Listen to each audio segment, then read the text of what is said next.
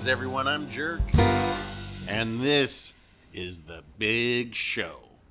Today we are continuing our Kraken countdown to 200. And I don't want to spoil any surprises, but we've already got a guest booked for tomorrow's show. It would seem my conjecture that rental ships had flooded the top tier and turned them into a hot mess was correct, as I am seeing my conversion rate return back to normal, which is to say, abnormal. But today we are going to be taking a look at what I believe to be the best torpedo boat in the game. So let's go ahead and welcome today's guest onto the big show. Put your hands together for the croissant of chaos, the tapenade of torps, le magnifique, le fantasque. Le fantasque is le belle tier 7 destroyer. If I'm in a battleship, it is the last destroyer I want to see on the red team, as its ridiculous speed means it can be anywhere on the map in no time, including an island, because I was doing a little drunk driving right there. Now I've gone from one base and fault line onto the other in less than a minute. You can spec this ship out for truly ridiculous speeds where it's capable of outrunning some torps at over 60 knots. Mine isn't quite like that, so let me put my commander and modules up on the big screen and we can get to this match.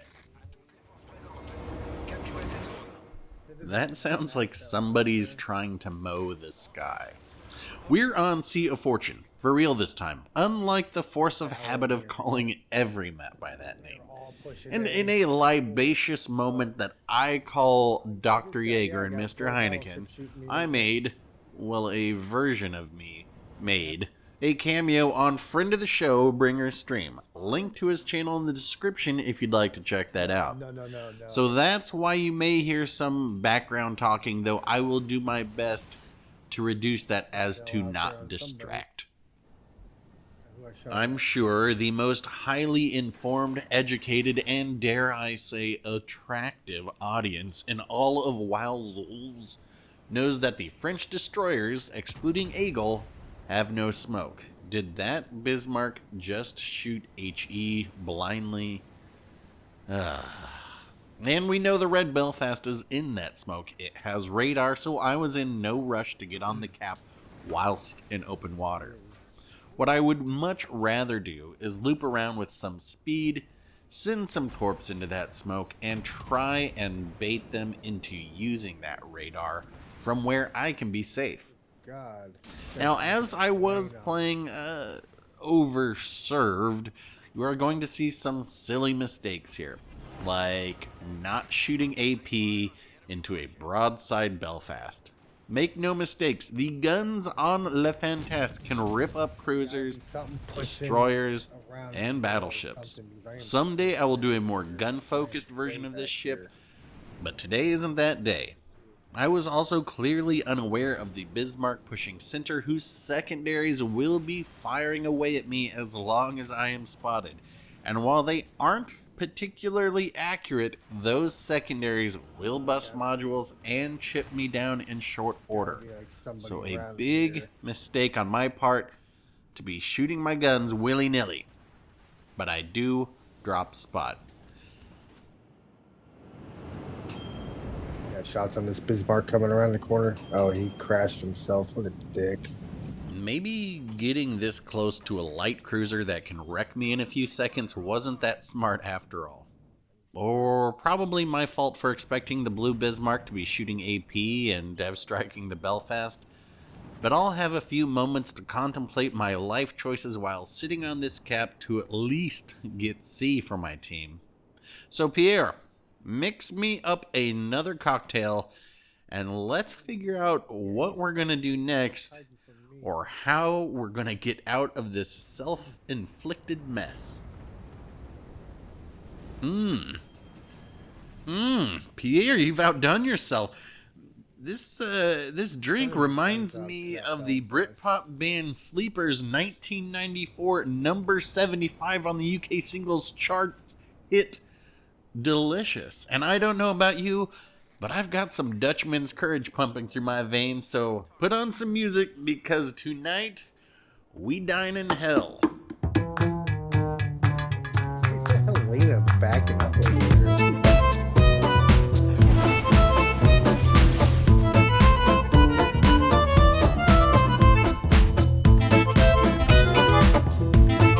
She's so fast.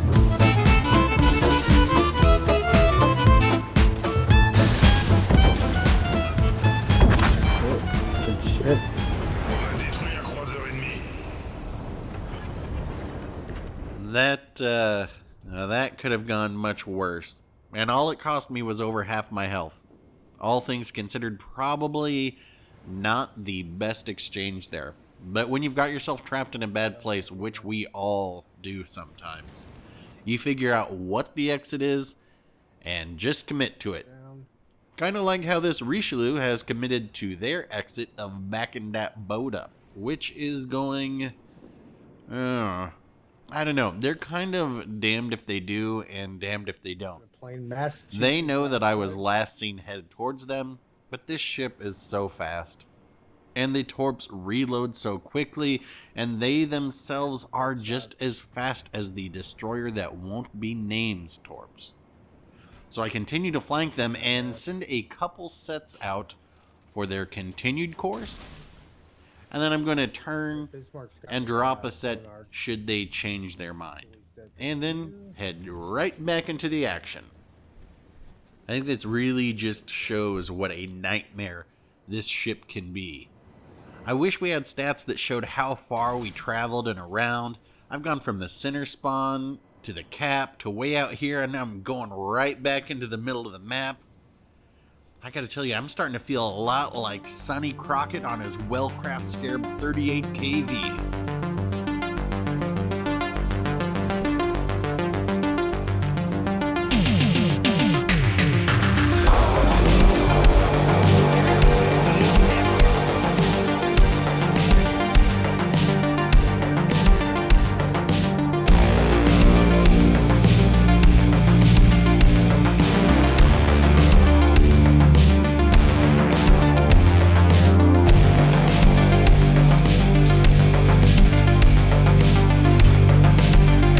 Push right through the middle here in front of me.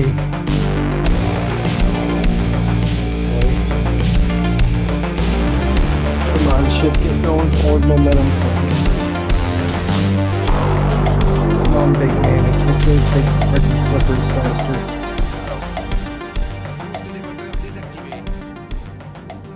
I'm trying to position myself in an area where I can spot for my team and cap, and ideally have some shots with torps too.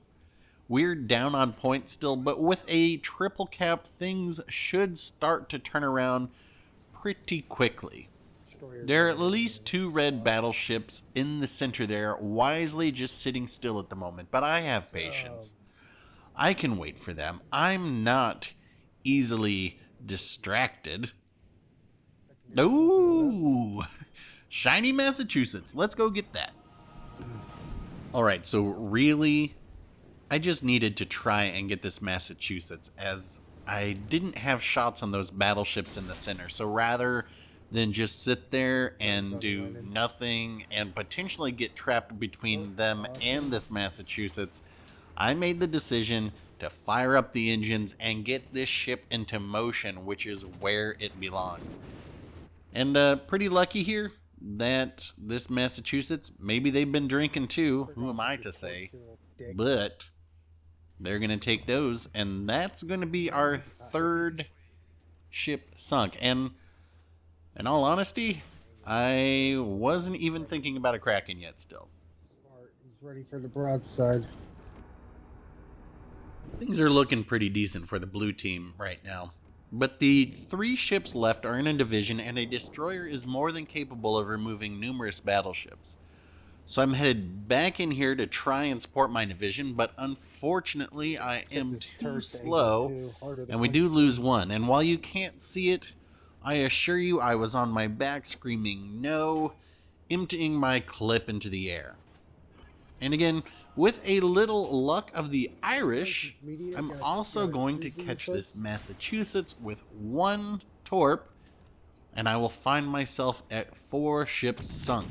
But being a soused up jerk, I am blissfully unaware of that fact, as well as the fact that I just lost another division mate, and also that I just completed the 10 torps in 1 match weekly havoc. But heading into A, it dawns on me that not only is there a 6-pack in the refrigerator calling me, there's a 6-pack on the line in the game calling me as well. So forget A, let's go get this.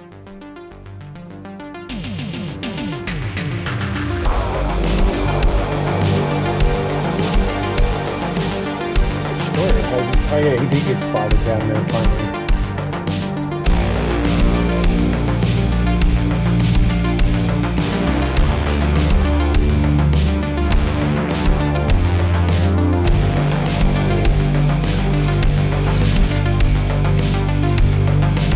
Open water broadside to our battleship.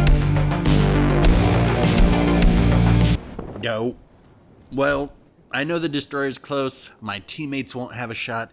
So what do you say, Tubbs? Let's take this guy down.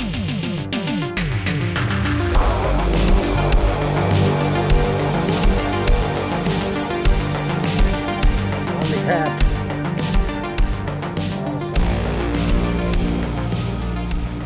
You know what? You can't take it with you, so here is my ace in the hole. The main battery reload booster. And just for good measure, I'm going to send over a delivery of some cheesecake too. And this is going to be Kraken 192 in Le Fantasque. So, let's check the scoreboard. 3,359 XP for a very good game. Not a terrible showing by the red team, but a better showing by the team in blue. And that's going to wrap it up for this one. If Don Johnson is the only Sonny Crockett for you, hit like. But if you're on board with Colin Farrell, hit dislike. Questions, comments, your dreams of Tubbs, tell us all about it below.